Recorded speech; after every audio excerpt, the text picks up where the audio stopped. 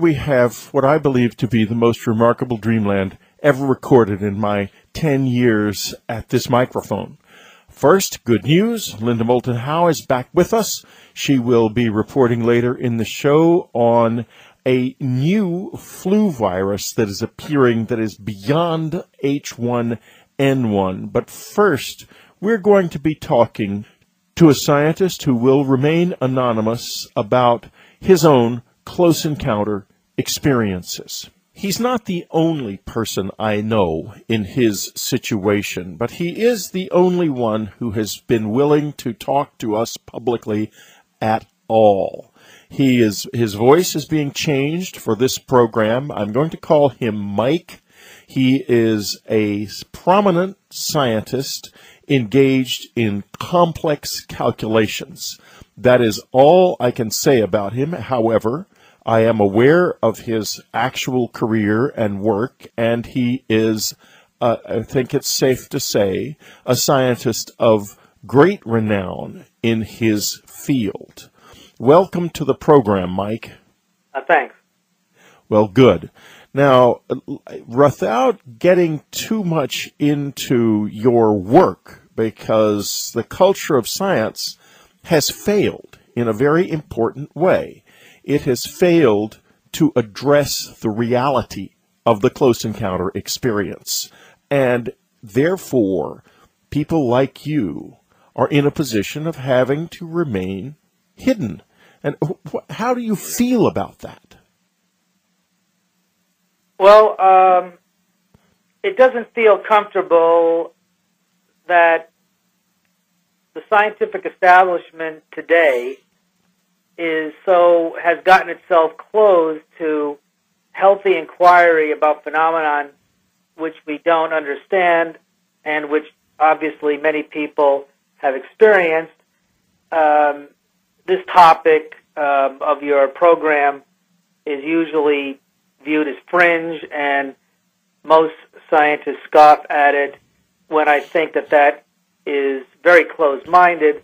I think as being a scientist, it's your obligation to try to uncover things which you don't understand and get to the bottom of them. And many scientists don't want to go there with this topic because they feel it could make them look embarrassing or it could affect their grant money or their status. And I sort of view it as somewhat analogous, although not anywhere near as extreme, but somewhat analogous to the situation in the Middle Ages with people like Giordano Bruno or Galileo, who, of course, everyone knows their story, about saying something which went against the Catholic Church.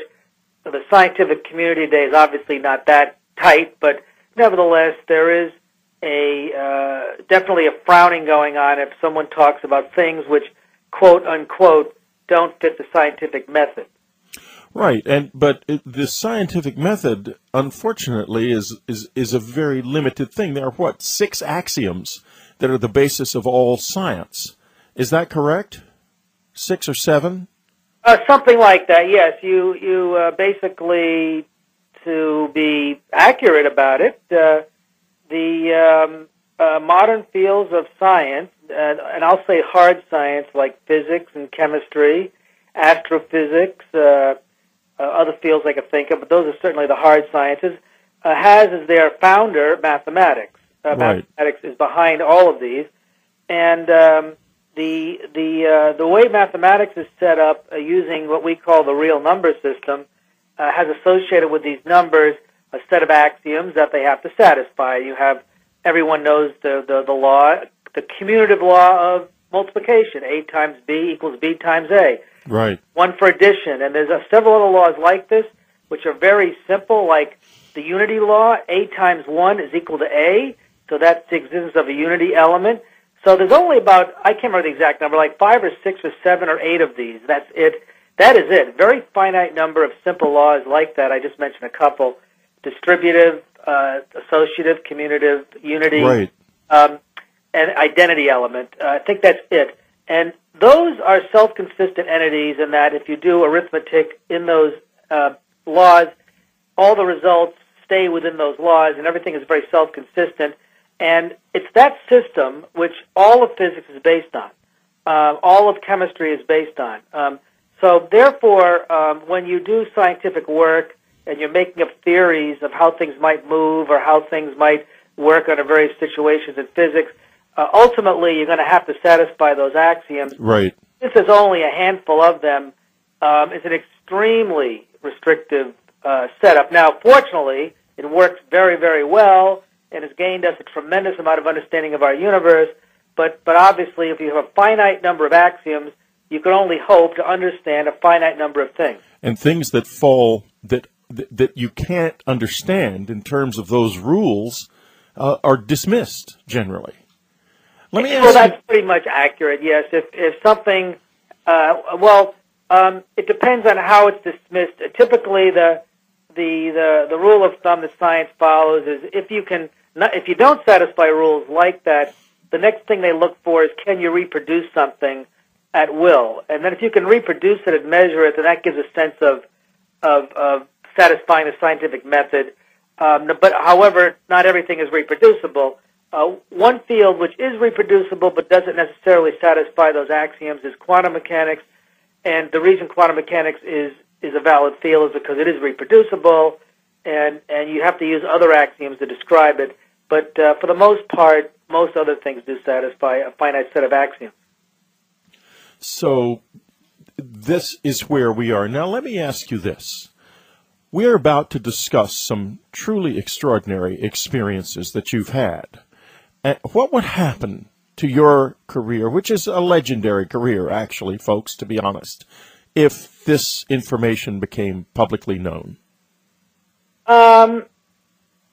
Probably, it depends, it depends how this kind of thing is described. If it's described in a way which is done in an analytic fashion without flourishes and just based on pure 100% observation, it would probably be accepted by a certain percentage, and the other percentage would think that I made it up or had some kind of mental disorder of some type.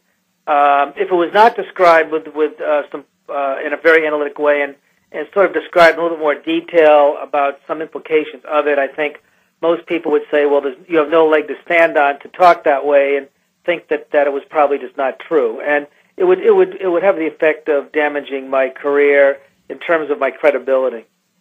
Yeah, but your career is such a big career that it would survive as a career, and that's not true of many scientists. Scientists without such a large career might be utterly destroyed. Well, that's true. I mean, for example, when Carl Sagan was alive, with his career, if he had, I don't even know if he had experiences with these things. I have no idea, actually, and that's honest. But if he did, and he did talk about them, I think with his career, what it would have been dismissed that, that's just Carl, and he just had that to say, and it would be rapidly dismissed, and it wouldn't affect his career at all. But if you're a starting scientist or someone who's trying to build a career, and you haven't really done anything of particular note to your colleagues, and you came out with something like this, it would absolutely destroy your career, yes. Right, absolutely. In fact, the only scientists I've ever been able to talk to openly about this have been people way, way up at the top of the scientific food chain who will discuss it more or less openly and give their opinions in a straightforward manner. However, the farther down you go, the more circumspect people become. In the latest issue of the New Scientist, and folks, this is the week of, it's October the 12th, 2009, who, for those of you who may be listening to this years from now, in the latest issue of the New Scientist, there is a long article about consciousness, where it quite casually assumes that things like alien abduction phenomena are merely side effects of sleep states. And of course, in my particular case, I was physically injured. And the scientific community seems to have accepted that as kind of the norm. In other words, when people report a close encounter of the third kind or an alien abduction, it is dismissed as something that happened as a result of a hypnagogic or hypnopompic trance or perhaps temporal lobe epilepsy. How do you respond to that? What does that bring up in your own mind, given the experiences we're going to talk about shortly? Well, to be completely honest, in my case,